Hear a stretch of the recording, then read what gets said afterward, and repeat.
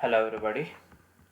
In this video I'm going to explain the concept of factors influencing corporate governance. So what are all the factors that influence corporate governance? That is what I'm going to explain in this video. The first one is globalization.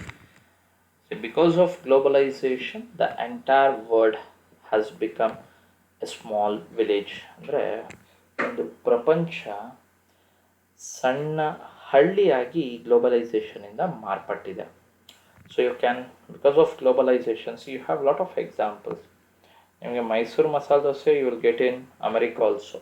That is because of globalization. You will get the Domino's pizza of America in ಇಂಡಿಯಾದಲ್ಲಿ ಸಿಗುತ್ತೆ thanks to globalization once again. But how the globalization is going to influence the corporate governance, ಹೇಗೆ globalization corporate governance ಮೇಲೆ ಪ್ರಭಾವ ಬೀರುತ್ತೆ ಅಂತ ನೀವು ನೋಡಿದ್ದೆ ಆದರೆ,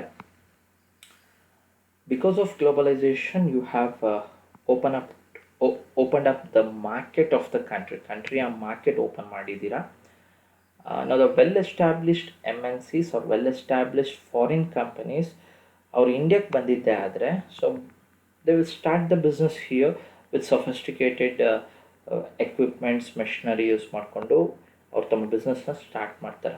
ಬಟ್ ಇಲ್ಲಿಯ domestic companies they cannot compete with the well established foreign companies. ಅಂದರೆ ಈ ಡೊಮೆಸ್ಟಿಕ್ ನಮ್ಮ ಇಂಡಿಯನ್ ಕಂಪನೀಸ್ ಏನಿದೆ ಅವರು ಈ ಫಾರಿನ್ ಕಂಪನೀಸ್ ಜೊತೆ ಕಾಂಪೀಟ್ ಮಾಡೋಕ್ಕಾಗಲ್ಲ ಬಿಕಾಸ್ ಆಫ್ ವೇರಿಯಸ್ ರೀಸನ್ಸ್. ಯಾಕಂದರೆ foreign companies they bring sophisticated technology ಇದೆ, ಅವರು R&D ಮೇಲೆ ಹೆಚ್ಚು ಇನ್ವೆಸ್ಟ್ ಮಾಡಿರ್ತಾರೆ, ಅವರು ಸೊಫಿಸ್ಟಿಕೇಟೆಡ್ ಟೆಕ್ನಾಲಜಿ ಆಗಿರ್ಬೋದು, ಹಾಗೆ ಕ್ಯಾಪಿಟಲ್ ಕೂಡ ಅವ್ರ ಹತ್ರ ಸರ್ಪ್ಲಸ್ ಇರುತ್ತೆ. So they will be ready to invest like anything. But Indian companies ಹಾಗಾಗಲ್ಲ. ಈಗ you have to compete, Indian companies have to compete with the foreign well established companies. ಅವ್ರು compete ಮಾಡಲೇಬೇಕು, ಇಂಡಿಯಾದಲ್ಲೇ ಕಾಂಪೀಟ್ ಮಾಡಬೇಕು. ಅವರು ಇಂಡಿಯನ್ ಕಂಪನೀಸ್ ಇಂಡಿಯಾದಲ್ಲೇ foreign companies ಜೊತೆ compete ಮಾಡಬೇಕಾಗುತ್ತೆ. ಸೊ ಕಾಂಪೀಟ್ ಮಾಡೋ ಸಂದರ್ಭದಲ್ಲಿ ಇವ್ರ ಹತ್ರ ಸೊಫಿಸ್ಟಿಕೇಟೆಡ್ ಟೆಕ್ನಾಲಜಿ ಇಲ್ಲ ಯಾರ ಹತ್ರ, ಇಂಡಿಯನ್ ಕಂಪನೀಸ್ ಹತ್ರ. ಹಾಗೆ capital also they lack capital. ಹೀಗಿರುವಾಗ in order to capture the ಮಾರ್ಕೆಟ್ನ ಕ್ಯಾಪ್ಚರ್ ಮಾಡೋ ಸಂದರ್ಭದಲ್ಲಿ ಕೆಲವೊಂದು companies they may involve in scams, ಫ್ರಾಡಲ್ಲಿ ಇನ್ವಾಲ್ವ್ ಆಗ್ಬೋದು, ಸ್ಕ್ಯಾಮ್ ಹಗರಣದಲ್ಲಿ ಭಾಗಿಯಾಗ್ಬೋದು. ಇದರಿಂದ ಕಂಪನಿಯಲ್ಲಿ something will go wrong. So ಹಾಗಾಗಿ ಕಾರ್ಪೊರೇಟ್ ಗವರ್ನೆನ್ಸ್ ಏನಿದೆ ಅಲ್ಲ, ಈ ಗ್ಲೋಬಲೈಸೇಷನ್ ಕೂಡ ಕಾರ್ಪೊರೇಟ್ ಗವರ್ನೆನ್ಸ್ ಮೇಲೆ ಪ್ರಭಾವ ಬೀರುತ್ತೆ. ಹಾಗೆ coming to the technology, see technology right now we are accustomed with the technology. ಅಂದರೆ ಟೆಕ್ನಾಲಜಿಗೆ ಹೆಚ್ಚು ನಾವು ಅದಕ್ಕೆ ನಾವು ಅದ್ರ ಮೇಲೆ ಡಿಪೆಂಡ್ ಆಗಿದ್ದೀವಿ. So technology is like a knife, ಚಾಕು ಇದ್ದಂಗೆ.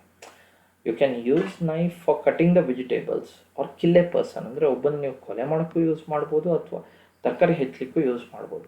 So it is left to you how you are going to use knife. ಅದೇ ರೀತಿ ಟೆಕ್ನಾಲಜಿ ಕೂಡ ಅದು ನೈಫ್ ಇದ್ದಂಗೆ. ನೀವು ಅದನ್ನ ಒಳ್ಳೆ ಪರ್ಪಸ್ಸಿಗೆ ಯೂಸ್ ಮಾಡಿದ್ರೆ ಇಟ್ ವಿಲ್ ಬಿ ಬೆನಿಫಿಷಿಯಲ್. ನೀವು ಅದೇ ಟೆಕ್ನಾಲಜಿ ಯೂಸ್ ಮಾಡಿಕೊಂಡು ಯಾವುದನ್ನೋ ಹ್ಯಾಕ್ ಮಾಡ್ತೀರಾ, ಯಾರ್ದೋ ಇನ್ಫಾರ್ಮೇಷನ್ ನೀವು ಕದೀತಾ ಇದ್ದೀರಾ, ಬೇರೆಯವ್ರ ಇನ್ಫಾರ್ಮೇಷನ್ ಹ್ಯಾಕ್ ಮಾಡ್ತಾ ಇದ್ದೀರಾ ಅಂತ ಹೇಳಿದ್ರೆ once again you are using technology for a wrong purpose. ಈಗ ಕಾರ್ಪೊರೇಟ್ ಗವರ್ನೆನ್ಸಲ್ಲೂ ಕೂಡ ಏನಾಗ್ಬೋದು ಅಂತ ಹೇಳಿದ್ರೆ ಈ ಟೆಕ್ನಾಲಜಿಯಿಂದ ನಾನು ಹೇಳಿದೆ, ಈಗ foreign companies when they come to India they will bring their expertise, experience, sophisticated technology, surplus capital ಎಲ್ಲ ತರ್ತಾರೆ ಅವರು. ಸೊಫಿಸ್ಟಿಕೇಟೆಡ್ ಅಂದರೆ ಲೇಟೆಸ್ಟ್ ಟೆಕ್ನಾಲಜಿ ಏನಿದೆ ಅದನ್ನು ತರ್ತಾರೆ.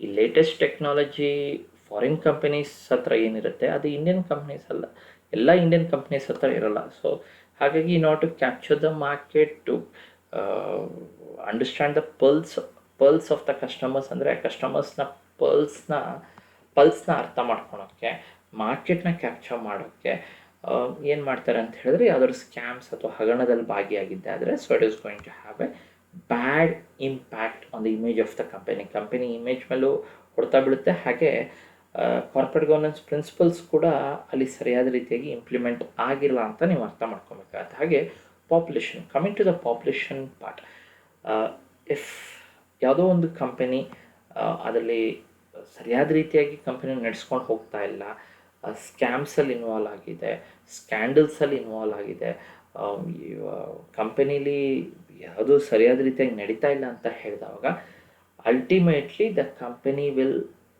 ಇನ್ಕರ್ ಲಾಸ್, ಕಂಪನಿಗೆ ಲಾಸ್ ಆಗೋ ಸಾಧ್ಯತೆ ಇರುತ್ತೆ, ಕಂಪನಿ ಮುಚ್ಚೋ ಸಾಧ್ಯತೆ ಇರುತ್ತೆ. ಇಲ್ಲಿ ಪಾಪ್ಯುಲೇಷನ್ ಅಂತ ಹೇಳಿದ್ರೆ the stakeholders of the organisation.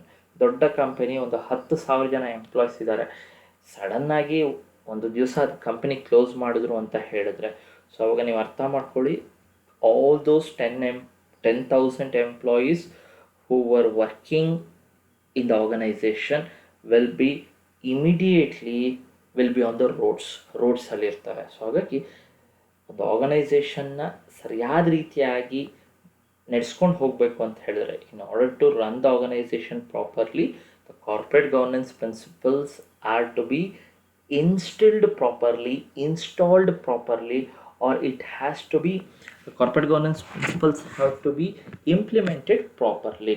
ಆವಾಗ ಯಾವುದೇ ರೀತಿಯಾದ ತೊಂದರೆ ಆಗಲಿಕ್ಕೆ ಸಾಧ್ಯತೆ ಇರಲ್ಲ. ಹಾಗೆ ಫ್ರೀ ಮಾರ್ಕೆಟ್ ಅಂತ ಹೇಳಿದರೆ, ಒನ್ಸ್ ಅಗೇನ್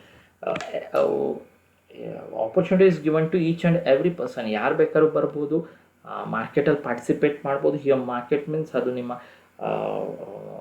ಈಗ ಕಮಿಂಗ್ ಟು ದ ಮಾರ್ಕೆಟ್ ಅಂತ ಹೇಳಿದರೆ, ಈಗ ಯಾರು ಬೇಕಾದ್ರೂ ಬಿಸ್ನೆಸ್ನ ಸ್ಟಾರ್ಟ್ ಮಾಡ್ಬೋದು. In that way free market means anyone can start business ಅಂತ ಹೇಳ್ಬಿಟ್ಟು, ಈಗ ಯಾರು ಬೇಕಾದ್ರೂ ಬಿಸ್ನೆಸ್ನ ಸ್ಟಾರ್ಟ್ ಮಾಡ್ಬೋದು. ಸೊ ಅವಾಗ ಏನಾಗುತ್ತೆ, those who are not able to compete, who lack technology, who lack financial resources, so ಅವ್ರೇನಾಗಬೇಕಾಗುತ್ತೆ ಅಂದರೆ ಮಾರ್ಕೆಟಿಂದ they have to vanish from the ಮಾರ್ಕೆಟಿಂದನೇ ಅವರು ತಮ್ಮ ಸ್ಥಾನವನ್ನು ಕಳ್ಕೊಬೇಕಾಗತ್ತೆ. ಸೊ ಅವಾಗ ಏನು ಮಾಡ್ತಾರೆ ಅಂತ ಹೇಳಿದ್ರೆ, ಫ್ರೀ ಮಾರ್ಕೆಟಲ್ಲಿ ಈ ಕೆಲವೊಂದು ಕಂಪನೀಸ್ ಯಾರು ಫಿನಾನ್ಷಿಯಲಿ ಸ್ಟ್ರಾಂಗ್ ಇದ್ದಾರೆ and who have expertise in the field of particular business, who have experience, sophisticated technology use ಮಾಡ್ತಾ ಇದ್ದಾರೆ ಅಂತ ಹೇಳಿದ್ರೆ, ಅವ್ರು ಏನು ಮಾಡ್ತಾರೆ ಅಂದರೆ ಮಾರ್ಕೆಟ್ನ ಡಾಮಿನೇಟ್ ಮಾಡೋ ಸಾಧ್ಯತೆ ಇರುತ್ತೆ. Once the market is dominated ಅಂದರೆ ಅವರು ಮೊನೊಪಲಿ ಅವರಿಗೆ ಮೊನೊಪಲಿ ಸಿಕ್ಕಿದ್ದೇ ಆದರೆ, ಅಂದರೆ ಬೇರೆ ಯಾರೂ ಕಾಂಪಿಟೀಟರ್ಸ್ ಇಲ್ಲ, ಯಾಕಂದರೆ ಎಲ್ಲ ಕಾಂಪಿಟೀಟರ್ಸ್ ಏನಾಗಿದೆ ಅಂದರೆ ದೇ ವಿಲ್ ವ್ಯಾನಿಷ್, ಅವ್ರ ಮುಂದೆ ಕಾಂಪೀಟ್ ಮಾಡೋಕ್ಕಾಗಲ್ಲ. ಮೊನೊಪಲಿ ಎಲ್ಲರೂ ಅವರಿಗೆ ಕ್ರಿಯೇಟ್ ಆಗಿದ್ದೆ ಆದರೆ ಅವಾಗ ಏನು ಮಾಡ್ಬೋದು ಅಂತ ಹೇಳಿದ್ರೆ, ದೇ ಕ್ಯಾನ್ ಕೆಲವೊಂದು ಸಲ ಈ ಕನ್ಸ್ಯೂಮರ್ಸ್ನ ಹ್ಯಾರಸ್ ಮಾಡೋ ಸಾಧ್ಯತೆಗಳಿರುತ್ತೆ. ಕನ್ಸ್ಯೂಮರ್ಸಿಗೆ ಒಳ್ಳೆ ಕ್ವಾಲಿಟಿಯ ಪ್ರಾಡಕ್ಟ್ಸ್ ಕೊಡದೇ ಇರುವಂಥದ್ದು, ಹೈ ಪ್ರೈಸ್ ಚಾರ್ಜ್ ಮಾಡುವಂಥದ್ದು, ಈ ರೀತಿಯ ಸಾಧ್ಯತೆ. And for consumer, from the consumer point of view, he has no other options, he don't have any alternatives. ಯಾಕಂದರೆ ಒಂದೇ ಕಂಪನಿ ಇರೋದು, ಅವ್ರು ಮಾತ್ರ ಆ ಪ್ರಾಡಕ್ಟ್ಸ್ನ ಮ್ಯಾನುಫ್ಯಾಕ್ಚರ್ ಮಾಡ್ತಾ ಇದ್ದಾರೆ, ಸೆಲ್ ಮಾಡ್ತಾ ಇದ್ದಾರೆ ಅಂತ ಹೇಳಿದ್ರೆ, inevitably he has to purchase goods or receive the services from that company only. ಬೇರೆ ಯಾವ ಕಂಪ್ನಿಯಿಂದ ರಿಸೀವ್ ಮಾಡೋಕ್ಕೆ ಸಾಧ್ಯತೆ ಇರಲ್ಲ. ಆವಾಗ once again they may manipulate, ಸಿಚುವೇಶನ್ನ ಮ್ಯಾನಿಪ್ಯುಲೇಟ್ ಮಾಡುವಂಥದ್ದು, ಕಸ್ಟಮರ್ಸ್ನ ಹೆರಾಸ್ ಮಾಡುವಂಥದ್ದು, ಈ ರೀತಿ ಮಾಡೋ ಸಾಧ್ಯತೆಗಳು ಇರುತ್ತೆ ಫ್ರೀ ಮಾರ್ಕೆಟ್ ಕೇಸಲ್ಲಿ. ಹಾಗಾಗಿ ಒನ್ಸ್ ಅಗೇನ್ ಕಾರ್ಪೊರೇಟ್ ಗವರ್ನೆನ್ಸ್ ಅದು ಫೇಲ್ ಆಗೋ ಸಾಧ್ಯತೆ ಇರುತ್ತೆ.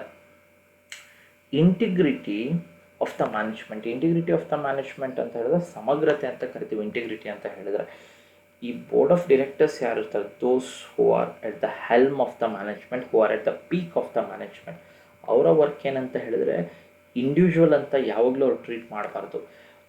ಅವ್ರು ಹೇಗೆ ಟ್ರೀಟ್ ಮಾಡಬೇಕಂದ್ರೆ, ಅವ್ರು ಏನೇ ಡಿಸಿಷನ್ ತೊಗೊಳೋದಾದರೂ should be for the beneficial of the ಆರ್ಗನೈಸೇಷನ್ನ ಬೆನಿಫಿಟಿಗೋಸ್ಕರನೇ ಅವ್ರು ಡಿಸಿಷನ್ ತೊಗೊಬೇಕು.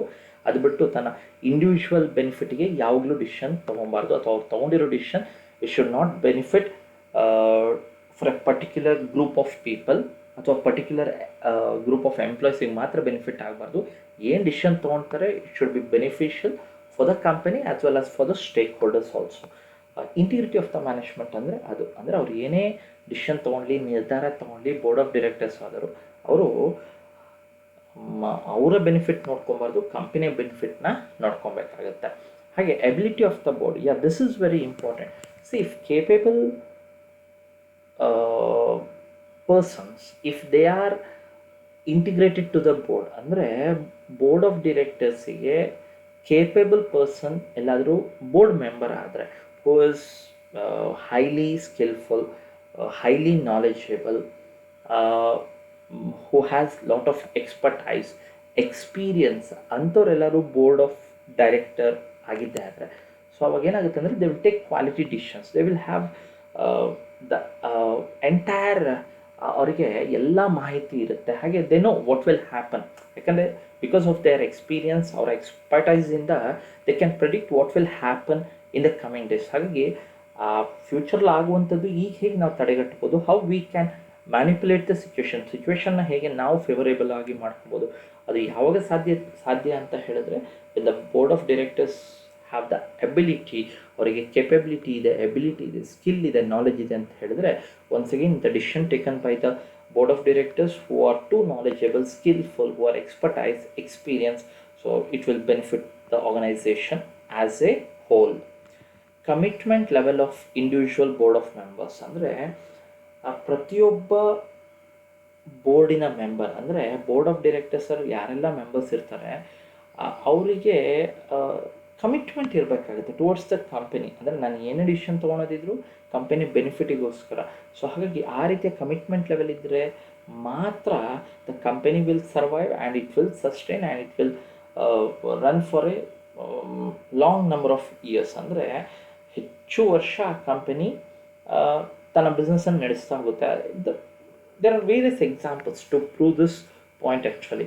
ಈಗ ನೋಡಿ, ನೀವು ರಿಲಯನ್ಸ್ ಅಂತ ತೊಗೊಂಡಿದ್ದೆ ಆದರೆ, ಅಥವಾ ನೀವು if you take Tata company ಅಥವಾ ನೀವು ಯಾವುದೇ ಕಂಪನಿ, ಮಾರುತಿ ಉದ್ಯೋಗ ಆಗಿರ್ಬೋದು, ಇವೆಲ್ಲ ಇವತ್ತು ನಿನ್ನೆ ಸ್ಟಾರ್ಟ್ ಆಗಿದ್ದ ಕಂಪನೀಸ್ ಅಲ್ಲ. It has A long history for those companies.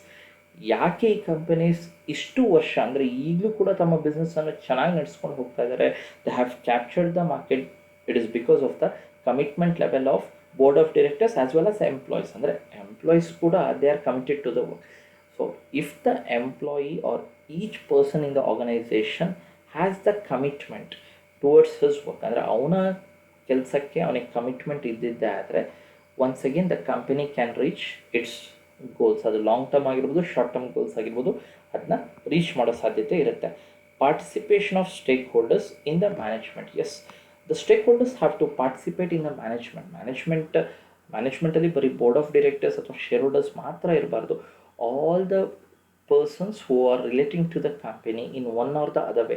ಯಾರೆಲ್ಲ ಸ್ಟೇಕ್ ಹೋಲ್ಡರ್ಸ್ ಇದ್ದಾರೆ, ಯಾರೆಲ್ಲ ಪರ್ಸನ್ಸ್ ಕಂಪನಿಗೆ ರಿಲೇಟ್ ಆಗಿರ್ತಾರೆ, ಆರ್ಗನೈಸೇಷನ್ಗೆ ರಿಲೇಟ್ ಆಗಿರ್ತಾರೆ, ಅವರು ಎಲ್ಲರೂ ಕೂಡ ಮ್ಯಾನೇಜ್ಮೆಂಟಲ್ಲಿ ಪಾರ್ಟಿಸಿಪೇಟ್ ಮಾಡಬೇಕಾಗುತ್ತೆ. Because sometimes what happens is in the process of decision making ಅಥವಾ ಆ ನಿರ್ಧಾರಗಳನ್ನು ತಗೊಳ್ಳೋ ಸಂದರ್ಭದಲ್ಲಿ ಕೆಲವು ಸ್ಟೇಕ್ ಹೋಲ್ಡರ್ಸ್ನ ಸೈಡ್ಲೈನ್ ಮಾಡೋ ಸಾಧ್ಯತೆ ಇರುತ್ತೆ, ಅಥವಾ ಕೆಲವೊಂದು ಡಿಸಿಷನ್ ಅವರ ಫೇವರ್ ಆಗಿ ಇಲ್ಲದೆ ಇರೋ ಸಾಧ್ಯತೆ ಇರುತ್ತೆ.